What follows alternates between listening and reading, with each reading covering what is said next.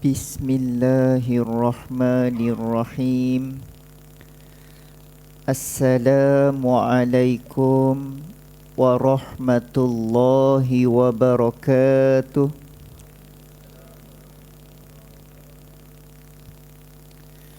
Alhamdulillahi rabbil alamin. Alladzi khalaqal insana fi ahsani taqwim. Wassalatu wassalam ala rasulina wa nabiyyina wa habibina wa maulana Muhammad wa ala alihi wa ashabihi ajma'in. Allahumma barik lana warhamna waghfir lana fi syahri Ramadan wa waffiqna fihi lis-siyami wal qiyam birahmatika ya arhamar rahimin.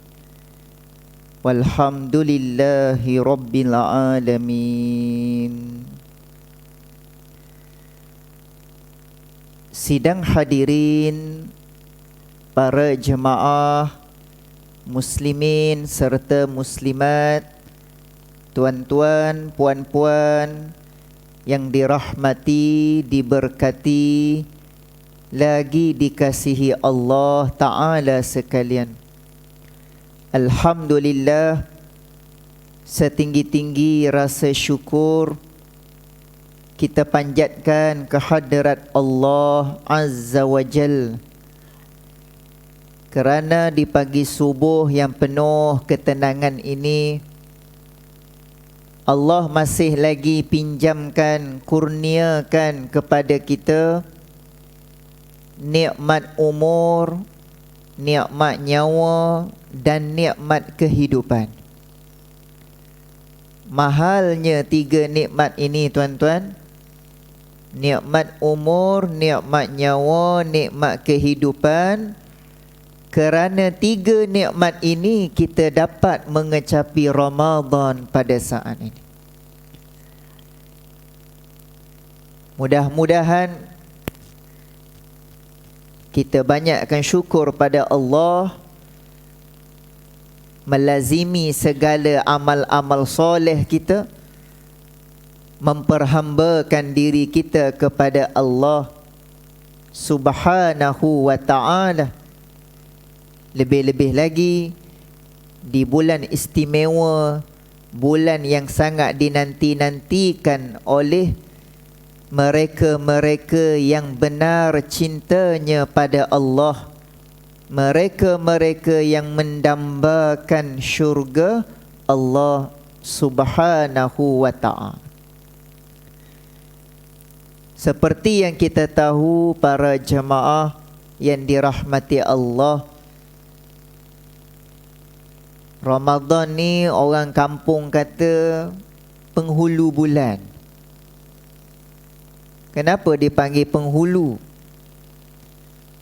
Kerana dua sebab lah, kata alim ulama, kenapa Ramadan dipanggil penghulu bulan.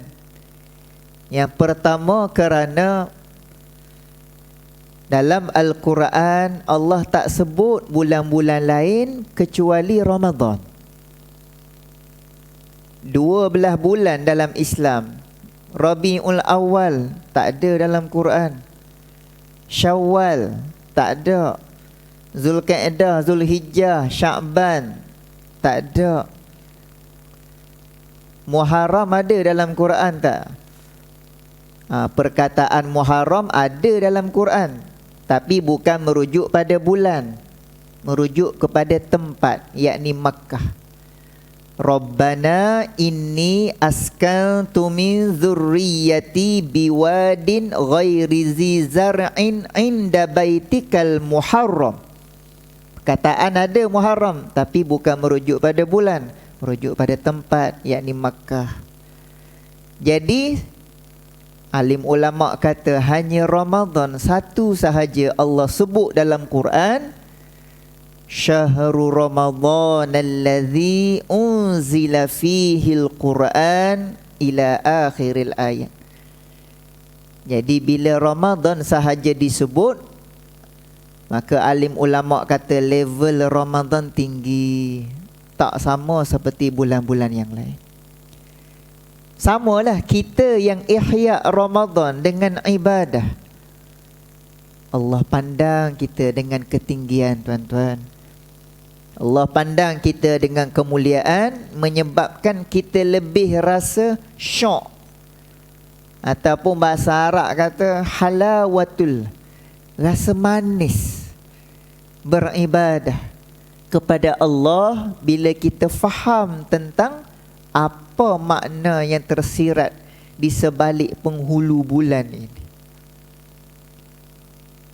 Manakala yang kedua, kata para alim ulama, kenapa Ramadan dipanggil penghulu? Kerana fadilatnya, ganjarannya, kelebihannya. Kita buat amalan sunat, malaikat catat pahala seperti amalan fardu.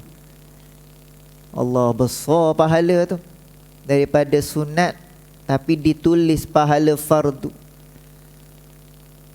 Kita bagi salam pada orang, kita sedekah, kita mengaji Quran, kita iktikaf, kita senyum pada orang, buat baik pada orang, tulis pahala fardu. Masya Allah, besar tu.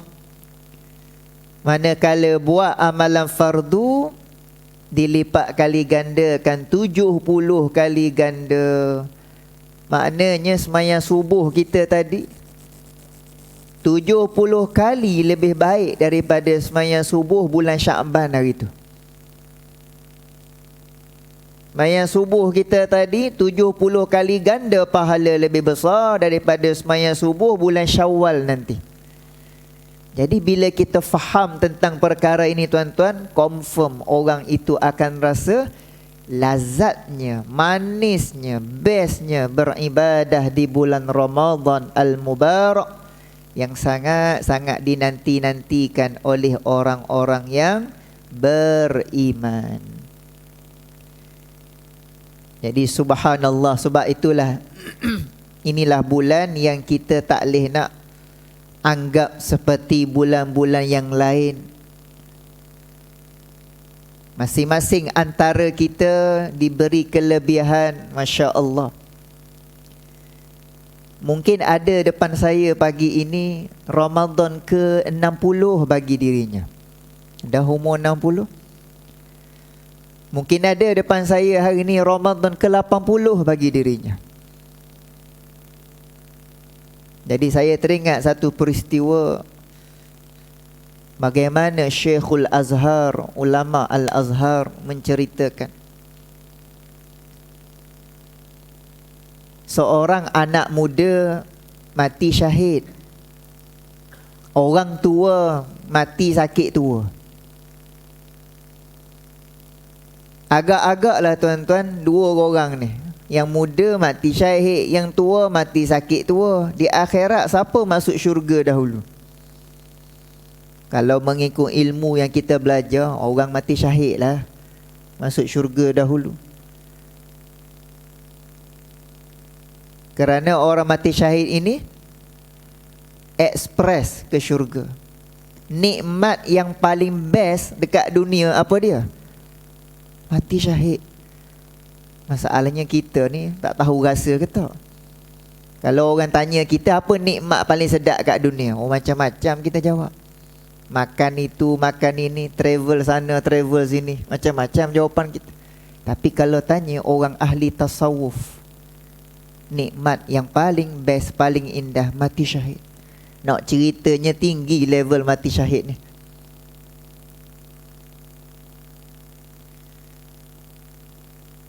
Tapi di akhirat, tuan-tuan, kata alim ulama Syekhul Azhar tersebut, rupa-rupanya di akhirat terbalik. Orang mati sakit tua dulu masuk syurga berbanding anak muda yang mati syahid. Apa sebab, kata beliau? Ini kerana yang lebih tua tadi, lebih banyak bertemu Ramadan berbanding yang muda itu. Tiap-tiap tahun dia jumpa Ramadan, tiap-tiap tahun dia jaga ibadat, tiap-tiap tahun syoknya dia beribadat, tiap-tiap tahun mungkin dia dapat Lailatul Qadar. Allah naik martabat lagi hebat daripada orang mati syahid. Subhanallah. Sebab tu saya kata, mungkin ada depan saya 70 kali jumpa Ramadan, 80 kali jumpa Ramadan. Saya ni baru 30 kali jumpa Ramadan lebih kurang. Tuan-tuan mungkin lebih mulia. Kerana Ramadan Allah angkat martabat kita jauh mengatasi orang-orang lain. Masya Allah. Sebab itulah masing-masing kita hayati Ramadan dengan penuh imanan wahtisaban, ghufira lahu ma taqaddama min dhanbi. Siapapun kita harapkan dengan Ramadan ini kita layari ia dengan iman, dengan keinsafan. Kita mengharapkan pengampunan dari Allah. Mudah-mudahan Allah ampun segala dosa-dosa kita. Cumanya para jamaah yang dirahmati Allah, Ramadan ni dia ada keunikan dia juga. Kan, dalam kita beramal ibadah ni dia ada keunikan dia. Apa dia uniknya Ramadan? Bila Ramadan datang, maghrib tak payah tunggu kita. Kita yang tunggu dia. Kalau bulan-bulan lain, asyik maghrib je tunggu kita. Kadang-kadang yang duk main bola, duk sumbat gol lagi tengah azan maghrib. Yang duk main golf, duk kutik bola golf lagi tengah azan maghrib. Yang kaki drama, tengah azan maghrib duk layan drama lagi depan TV. 7 hari membencimu. Apa benda tajuk drama, kan? Tapi inilah uniknya Ramadan. Bila Ramadan datang, maghrib tidak lagi bersedih. Sebab dia tak payah tunggu kita. Kita yang terhegeh-hegeh tunggu dia. Kalau boleh azan Zuhur nanti nak azan maghrib kalau boleh. Oh, sampai macam tu sekali terhegeh-hegeh kita tunggu dia. Apa pasal? Makan punya pasal lah. Tak ada benda lain lah. Jadi ni nak ceritanya uniknya Ramadan. Malam hari kita lebih dekat dengan Allah.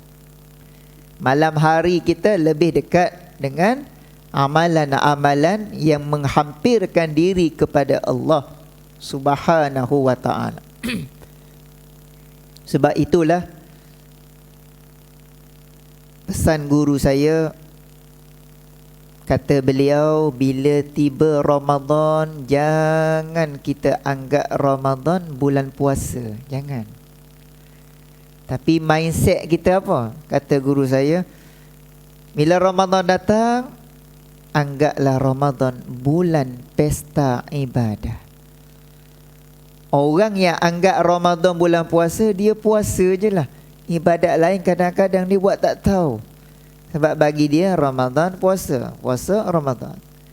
Tapi orang-orang yang anggap Ramadan bulan ibadah, dia tak sekadar puasa, segala macam ibadah dia perbanyakkan. Jadi skop tadi lebih luas. Segala macam ibadat dia buat, tak hanya tertumpu pada puasa tersebut. Allahu Akbar. Macam mana nak buat amal yang ibadat banyak itu? Itulah yang kita kena cari tadi, namanya kemanisan, halawatul ibadah. Rasa indahnya beramal ibadah di bulan Ramadan al-Mubarak ini. Bulan yang penuh dengan keistimewaan, 1001 kebaikan untuk kita umat baginda Rasul sallallahu alaihi wa alihi wasallam.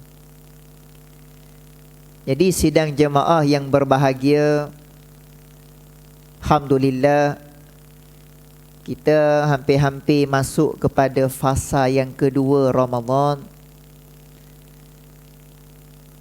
yakni 10 pertengahan. Hampir-hampir dah kita. Jadi bulan Ramadan ini kita kena jaga 2 yam. Orang tua-tua kata 2 yam. Yam apa pula tak tahu. Tak lain tak bukan Siyam dan Qiyam. 2 yam. Orang-orang yang tak settle 2 yam ni, takut-takut dia tak tercapai darjat la'allakum tattaqun. Ada orang siam dia jaga, tapi qiyam dia ke laut. Ada yang sedemikian. Dan ada yang sebaliknya. Jadi kita orang-orang yang mudah-mudahan diberikan waktu oleh Allah, kita jaga 2 yam ni betul-betul. Wa waffiqna fihi lisiyam wal qiyam.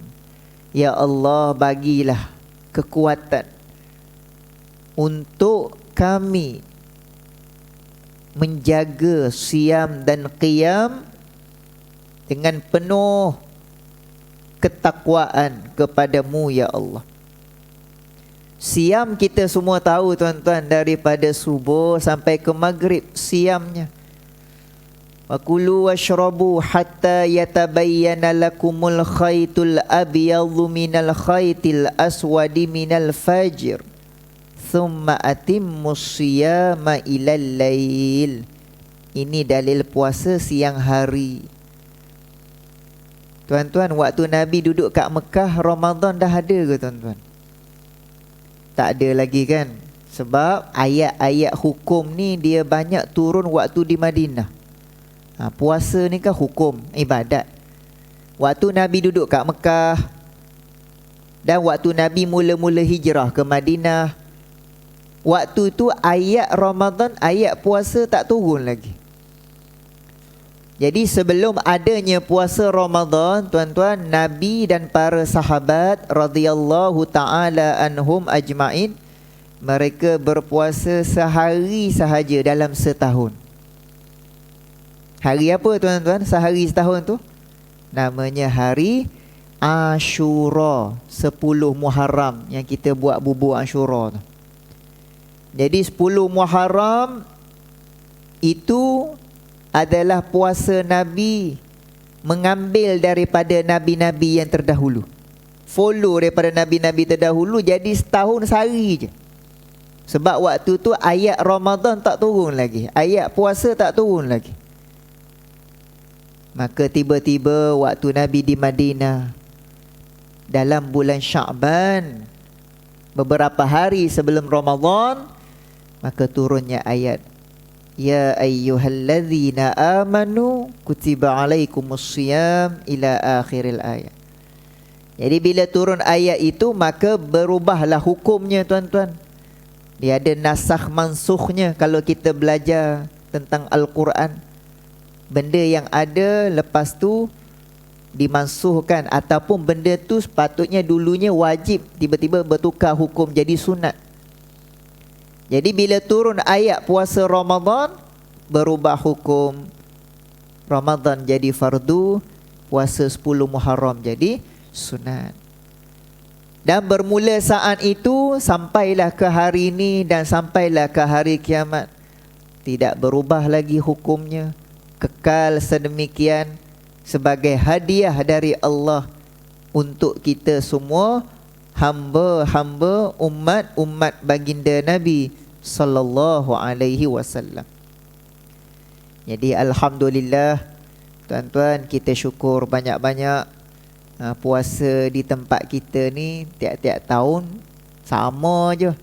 Sama daripada sudut tempoh, kan? Tempoh iddahnya sama, lebih kurang 13 jam, 13 jam suku, 13 jam lebih, gitu-gitu je. Berbanding kalau kita pergi dekat negara-negara tertentu, kita masing-masing tahulah. Kalau pergi dekat Eropah berapa jam puasanya, kan? Iceland, Finlandnya sampai 20 jam. Tahun ini 18 jam, Masya Allah, kan? Pergi London 17 jam puasa tahun ni kat London. Pergi dekat China. Ramai tak umat Islam di China, tuan-tuan? Umat Islam di China bilangannya sama ramai dengan rakyat Malaysia. Rakyat Malaysia berapa juta ni? 33 juta, 34 lebih kurang tu lah. Itulah ramainya umat Islam di sana. Jadi puasa dekat sana lebih kurang 15 jam 30 minit kan. Yang pergi Mekah lebih kurang 15 jam di 30 minit juga puasa dekat sana. Jadi alhamdulillah kita di Malaysia ni ngam-ngam orang kata. Dan 13 jam lebih kita jaga betul-betul. Itu pun tak tahan dah kan. Setengah orang pukul 4 petang menyandar macam ular sawa lapar. Padahal baru 13 jam. Malu kita dengan umat Islam di Eropah sana. Di orang mana ada kuliah maghrib, jarang-jarang. Mana ada kuliah subuh macam kita ni, jarang-jarang sangat lah. Tapi sekali puasa, Masya Allah kan. Dan yang paling cepatnya, tiap-tiap tahun tak ada negara lain lah, negara tu je lah. Tiap-tiap tahun yang paling cepat, paling pendek puasanya. Negara apa tuan-tuan? Yang menang Piala Dunia hari tu lah bola, Argentina kan. Puasa dekat Argentina 10 jam lebih, kadang-kadang 11 jam, begitulah kan. Ataupun satu lagi New Zealand kan, sama juga lebih kurang 11 jam gitu je. Jadi kita ni duduk tengah-tengah lah. Bukan tengah-tengah juga, nak ceritanya pendek lah puasa kita ni kan, 13 jam, Masya Allah. Kalau negara kita 10 jam puasa, hari-hari puasa sunat kot kan. Jadi nak ceritanya, kita jaga siang hari 13 jam ini dengan penuh kualiti puasa. Sebab kita risau amaran daripada baginda Nabi sallallahu alaihi wasallam. Nabi sebut, kam min shaimin laisa lahu min siyamihi illal ju' wal atash. Ramai orang berpuasa tapi mereka hanya dapat lapar dan dahaga. Sebab apa tuan-tuan? Sebab mereka hanya puasa perut. Mereka tak puasa mata. Tengah-tengah puasa dan lagi duk layan cerita Hindustan, Bollywood dan sebagainya. Tengah-tengah puasa dan lagi duk ngumpat kat orang. Zaman sekarang bukan mulut mengumpat, tangan tu menaik macam-macam dekat media sosial. Allahu Akbar kan, bocor habis pahala puasa. Tengah-tengah puasa sempat lagi buka aurat, pergi bazar Ramadan, buka sana buka sini. Allah, bocor habis pahala puasa. Dan yang lebih teruk apa dia? Tengah-tengah puasa dan lagi tinggal sembahyang fardu. Masya Allah. Orang macam ni kata guru saya, puasa tapi tinggal sembahyang fardu ibarat bekerja tapi tak ada gaji. Dia puasa tapi tinggal sembahyang fardu, bocor habis pahala puasa tu kan. Waktu bersahur gemuk pahala puasanya, bila menjelang iftar berbuka kuru kering pahala puasa. Sebab sengaja dibocorkan dengan benda-benda yang jauh daripada ajaran Islam, yang tak diajarkan oleh baginda Nabi SAW. Inilah yang Nabi sebut, orang yang puasa dapat lapar dan dahaga semata-mata. Na'udzubillahi min dzalik. Jadi kita puasa dengan hati, puasa lidah, puasa tangan, puasa mata, puasa kemaluan, perut dan sebagainya. Semuanya, ya Allah, aku persembahkan puasaku untuk-Mu ya Allah. Kerana Nabi SAW bersabda, inna fil jannah baban yuqalu lahu ar-rayyan yadkhulu minhu as-shaimuna yaumal qiyamah, atau kama qala Nabi sallallahu alaihi wasallam. Nabi sebut dalam syurga ada satu pintu. Kita kena bezakan tuan-tuan, syurga ni ada nama-nama dia, ada tingkatan-tingkatan dia, ada pintu-pintunya. Dia lain semua tu, tak sama. Jadi dalam banyak-banyak pintu syurga tu, ada satu pintu Nabi sebut inna fil jannah, dalam syurga ada satu pintu, yuqalu lahu ar-rayyan, yang diberi nama ar-rayyan, yadkhulu minhu as-saimuna yaumal qiyamah, hanya orang berpuasa sahaja masuk syurga daripada pintu ar-rayyan tersebut.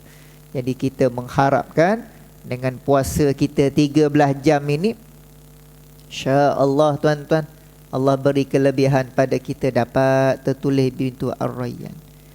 Kita tak puasa, malu kita dengan makhluk-makhluk Allah yang lain. Makhluk-makhluk Allah yang lain lagi lama puasanya daripada kita, kan? Tengok unta lah, unta sekali dia makan, dia minum, dia simpan kat bonggol dia. Dia berjalan atas padang pasir, seminggu tak makan, tak minum, tak apa, kan? Lama puasanya, kan? Dekat seminggu 4-5 hari lebih. Kita 13 jam je, kan? Allahu Akbar. Sebab itulah dalam perang Tabuk, ingat perang Tabuk tuan-tuan, Nabi daripada Madinah nak pergi ke Tabuk 750 km jauhnya.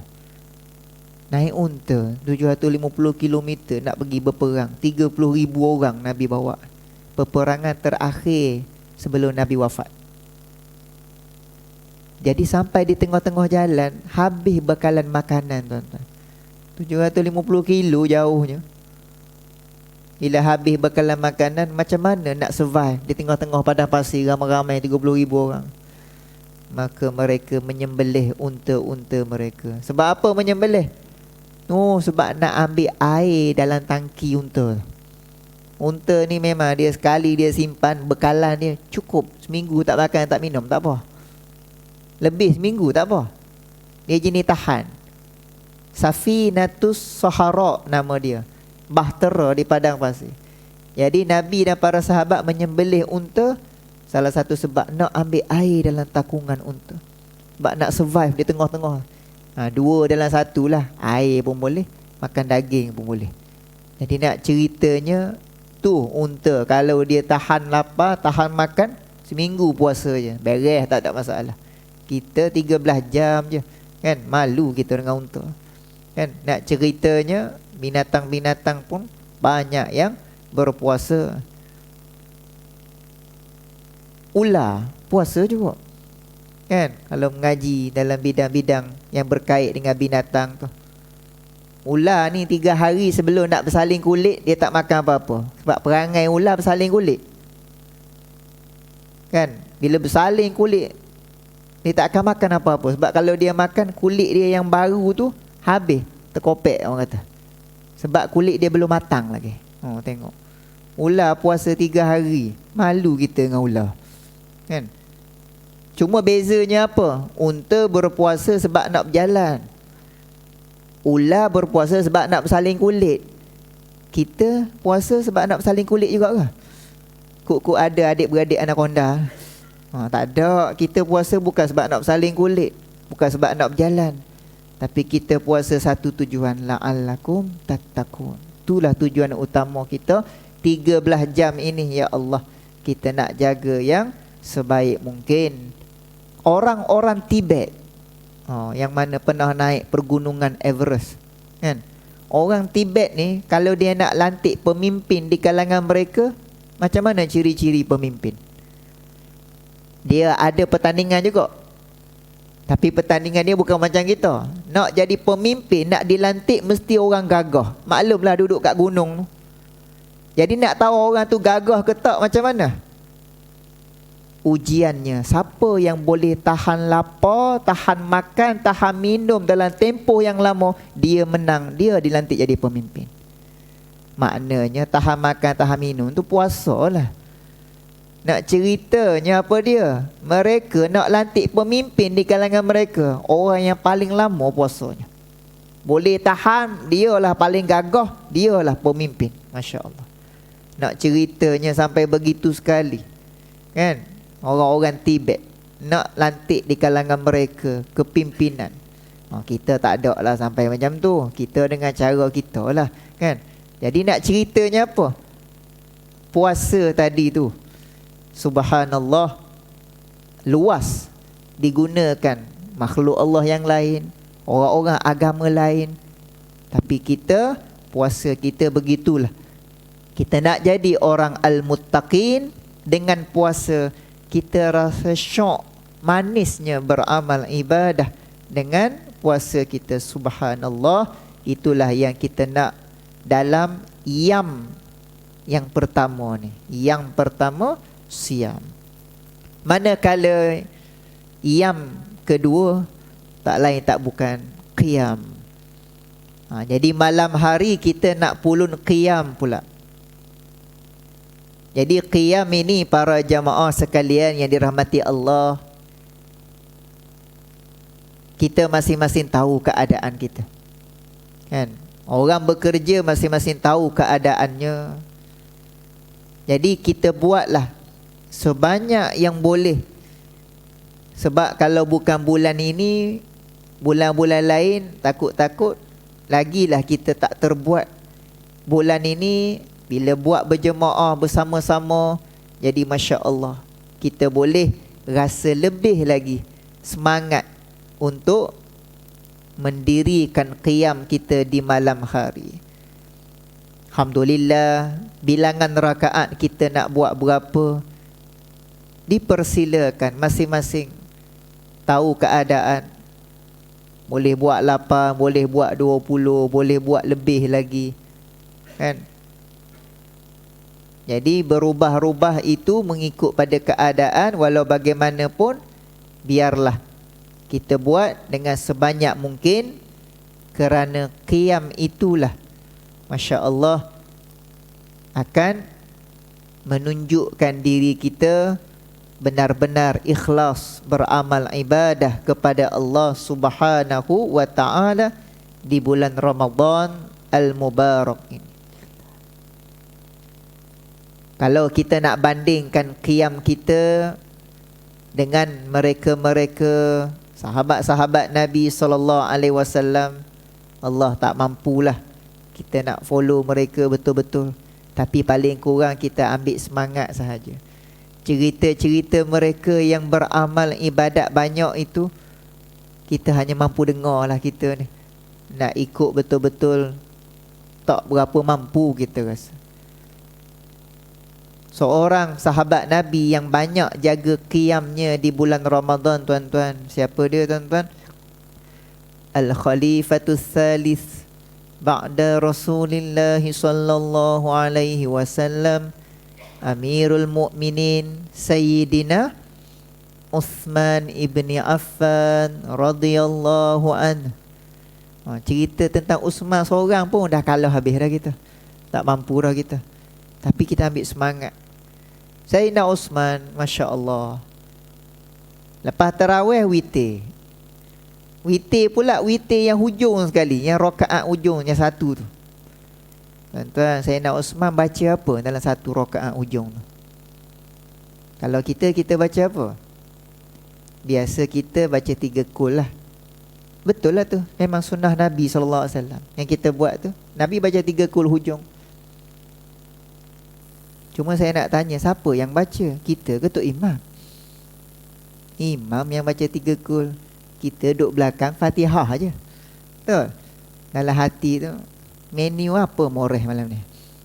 Tak ada lah, gurau je tu, kan? Nak ceritanya Imam baca 3 kul, kita baca Fatihah. Tapi Sayyidina Uthman baca apa, tuan-tuan? Walaupun bukan setiap malam, tapi malam-malam tertentu Sayyidina Uthman khatam 30 juzuk Al-Quran dalam satu rakaat witirnya. Kadang-kadang malam-malam yang lain dalam sirah sahabat diceritakan separuh Al-Quran dia khatam dalam berdiri solat witir satu rakaat tu. Allahu Akbar. Lepas tu saya kata, cerita-cerita begini Allah mampu dengar je lah kita. Ambil semangat je lah, kan? Boleh tak kita kata, Sayyidina Uthman bid'ah, Nabi tak buat? Yang aduk kata gitulah. Tengok, kan? Sebab tu jangan senang-senang membid'ahkan orang. Sayyidina Uthman buat, Nabi tak buat. Nabi buat 3 kul, tiba-tiba dia baca satu Quran. Berani kita kata bid'ah? Sebab tu jangan senang-senang membid'ahkan orang. Mentang-mentang Nabi tak buat, tak boleh buat. Jangan. Walaupun Nabi tak buat, tetapi benda itu dibuat oleh sahabat, ada yang baik, maka boleh dibuat. Jadi nak ceritanya apa? Macam mana Sayyidina Uthman boleh rasa begitu manisnya beribadah, Masya Allah. Kan?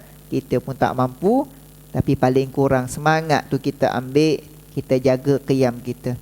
Sebab tu dalam ramai-ramai sahabat Nabi SAW, Nabi sebut innal malaikah tastahi minhu. Nabi tunjuk tangan pada Uthman. Sesungguhnya malaikat malu kepadanya. Nabi tunjuk pada Uthman. Jealous Abu Bakar As-Siddiq, jealous Sayyidina Umar. Jealous tu maknanya apa? Nabi bila Sayyidina Uthman datang, Nabi tutup dia punya jubah dia. Nabi duduk dalam satu ruangan, Nabi angkat pakaian, nampak betis. Tiba-tiba ada orang bagi salam. Rupanya yang bagi salam tu Abu Bakar. Nabi pun jemput Abu Bakar masuk. Duduk berbual dengan Abu Bakar, tiba-tiba ada orang bagi salam pula. Man fil kharij, kata Nabi. Siapa di luar? Ana Umar Al-Khattab. Umar pula datang. Nabi pun jemput Umar. Duduk berbual 3 orang, Rasulullah, Abu Bakar As-Siddiq, Umar Al-Khattab. Tiba-tiba ada pula yang ketiga bagi salam. Man fil kharij, Nabi tanya, siapa di luar? Ana Uthman ibni Affan. Bila Uthman masuk, Nabi cepat-cepat betulkan jubah pakaiannya, tutup betisnya. Maka Abu Bakar dan Sayyidina Umar rasa, kita orang masuk, Nabi tak buat apa-apa pun. Tapi bila Uthman masuk, Nabi terus perbaiki kedudukannya, tutup betisnya. Nabi pun bagi tahu, innal malaikah tastahi minhu. Macam mana aku tak malu dengan orang yang malaikat pun malu padanya. Sayyidina Uthman ibni Affan. Kenapa malaikat malu? Sebab Uthman ni ibadatnya sangat banyak. Malaikat ibadat banyak tak apalah. Malaikat tak ada nafsu, malaikat tak berkahwin, malaikat tak tidur, tak makan. Memang patutlah malaikat ibadat banyak. Sebab memang kerja malaikat beribadah. Tapi Sayyidina Uthman ni dah jutawan, hartawan, bangsawan, sibuk urus bisnes, sibuk urus keluarga. Dalam masa yang sama ibadatnya Allahu Akbar banyak. Sampai begitu Nabi SAW muliakan Uthman.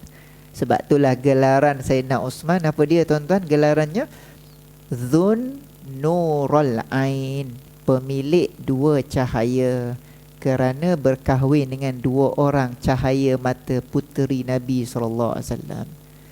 2 kali jadi menantu Nabi. Mula-mula berkahwin dengan Ruqayyah, anak Nabi Ruqayyah. Jodoh tak panjang, Ruqayyah meninggal dunia awal, jadi duda sekejap. Nabi kahwinkan dengan seorang lagi anak perempuannya, Ummi Kalsum. Ummi Kalsum pun sama, meninggal dunia awal pula. Nabi kata, kalau aku ada lagi anak perempuan yang belum berkahwin, Nabi akan kahwinkan lagi dengan Uthman. Tapi 2 orang lagi anak perempuan Nabi yang ada, dah ada suami masing-masing dah.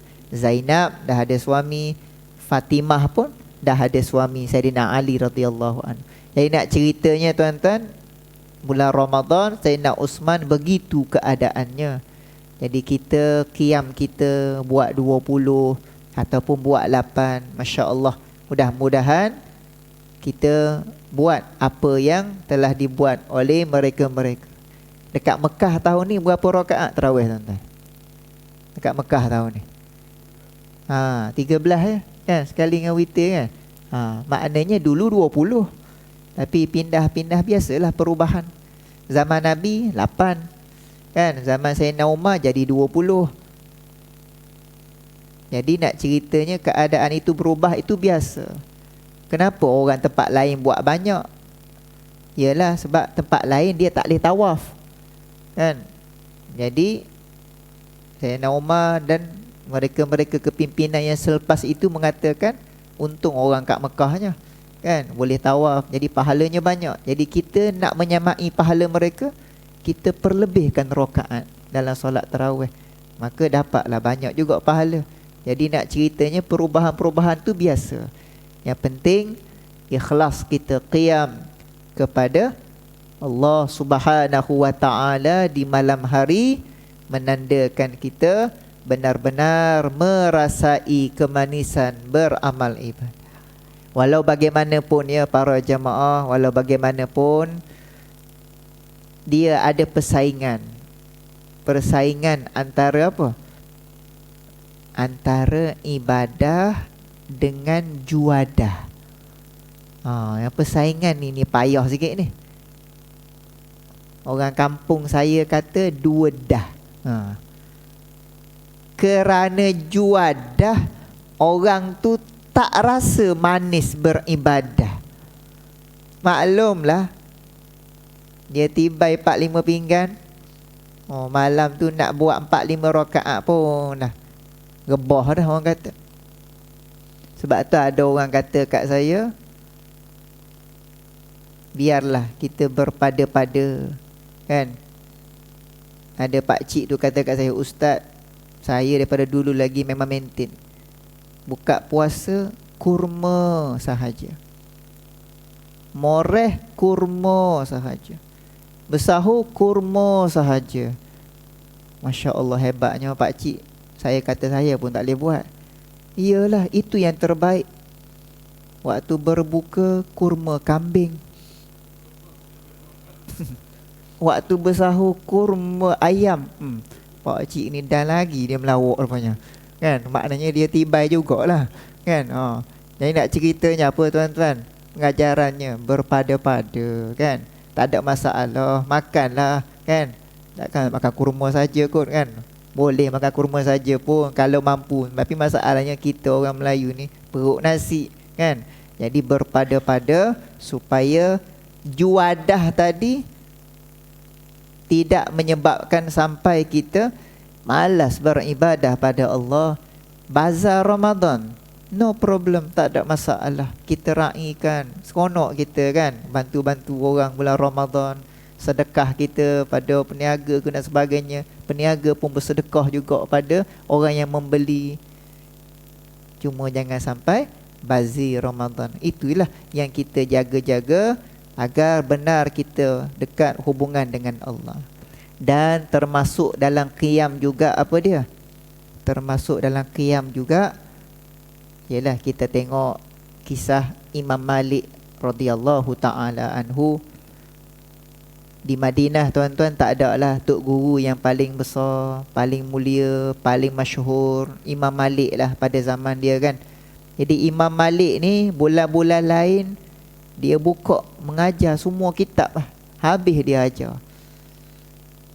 Tetapi masuk bulan Ramadan, Imam Malik tutup kitab-kitabnya. Yang dia buka satu kitab sahaja. Apa dia tuan-tuan?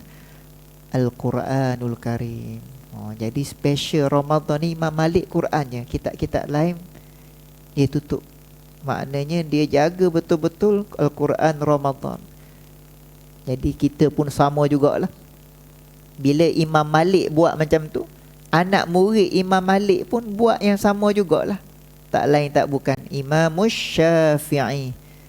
Tok guru kita Imam Syafi'i rahimahullahu ta'ala. Tengok macam mana Imam Syafi'i jaga Qurannya. Lebih-lebih lagi waktu qiyamnya dan sebagainya. Sampaikan disebut oleh Imam Az-Zahabi dalam kitab Siyarul A'lam An-Nubala, Imam Syafi'i setiap hari 2 kali khatam Al-Quran di bulan Ramadan. Allahu Akbar. Mampu dengar je lah kita, kan. 2 kali khatam Quran bulan Ramadan. Bukan 2 juzuk sehari. Kalau 2 juzuk sehari saya boleh, kita boleh nak buat tuan-tuan, kan. 20 juzuk sehari bukan juga. 2 kali khatam sehari. Allahu Akbar.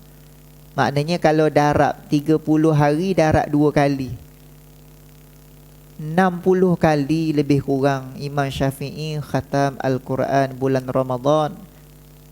Betul lah orang tua-tua kata Imam Syafi'i tadarus, kita tidur terus. Terbalik kita dengan Imam Syafi'i. Orang tadarus, dia tidur terus. Tu tak habis-habis Quran. Jadi hari ni kita masing-masing pasang niat lah, kan tuan-tuan, kan. Yang mana nak khatam tu, Maknanya hari ni juzuk yang ke-10 dah kot kan? Yang mana nak khatam tu kan, yang tadarus dan sebagainya, juzuk ke-10 lah, lebih kurang 9, 10. Yang mana mampu satu muka setiap hari pun tak apalah. Hari ni muka surat yang ke-10 dah lah. Lebih kurang macam tu kan. Okeylah, bacalah dengan qadar. Ustaz, saya tak mampu Ustaz. Saya ni duk main Iqra' 2, Iqra' 3 je Ustaz. Tak apa, Iqra' 2 ke, Iqra' 3, 1 ke. Sebab huruf-huruf dalam Iqra' tu bukan huruf vokal, bukan huruf konsonan, bukan huruf abjad ABC. Tu namanya ahraful Quran. Ja, ja, ja, ta, ti, tu, ba, bi, bu, sa, si, su. Satu huruf 10 pahala. Dah duk baca Iqra' 2, Iqra' 3, berpuluh-puluh ribu, jutaan pahala kita masukkan dalam akaun kita di akhirat. Allahu Akbar. Maknanya tak ada alasan. Dah mampu Iqra', gomo Iqra'. Dah mampu muqaddam, surah-surah pendek, baca surah-surah pendek, juzuk 30. Yang mampu baca surah besar, alhamdulillah, teruskan dengan qadar kita. Sebab guru saya kata, manusia yang paling celaka di akhirat, manusia yang bangkit-bangkit di padang mahsyar, tiba-tiba Quran tak mengaku dia sebagai kawan. Allahu Akbar. Bangkit-bangkit di padang mahsyar, Quran tak kenal dia sebagai kawan. Sebab buat tak cara, buat tak tahu dengan Quran. Dah di akhirat dua lah syafaat yang kita paling nak. Syafaat Quran, syafaat Nabi SAW. Jadi kalau Quran tak kenal kita sebagai kawan, agak-agak macam mana kita nak dapat syafaat Nabi SAW? Sedangkan mukjizat Nabi yang paling besar Al-Quran. Jadi kita baca Quran, inna anzalnahu fi lailatin mubarakah, inna anzalnahu fi lailatul qadr. Jadi bulan Ramadan diturunkan Al-Quran. Jadi inilah waktu yang terbaik. Kita nak sama-sama memperbanyakkannya ikut kadar masing-masing lah. Masing-masing tahu keadaan.